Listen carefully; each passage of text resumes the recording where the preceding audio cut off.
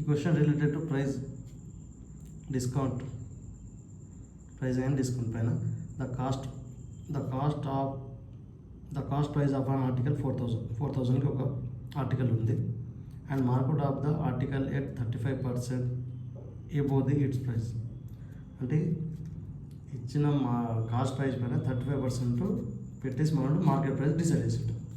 If discount given of 20% on it, అంటే market price పైన 20% discount ఇస్తే ఫైండ్ ద ప్రాఫిట్ పర్సంటేజ్, ఎంత percentage profit వస్తుంది కనుక్కోమంటాడు. ఆప్షన్ వచ్చేసి 12, 6, 10, 8 ఉన్నాయి.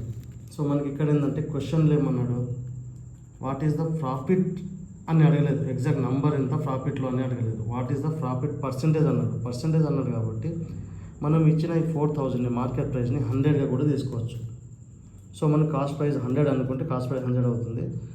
ఇప్పుడు ఎంఆర్పి దాన్ని డిసైడ్ ఎట్లా వేస్తుండో 35% దానిపైన పెంచుతుండ్రు. అప్పుడు 100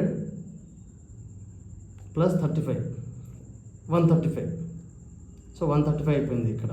సో దానిపైన ఏంటంటే ఇతను డిస్కౌంట్ ఇస్తుంది, మళ్ళీ 135 రూపీస్ పైన డిస్కౌంట్ ఎంత 20% ఇస్తుంది.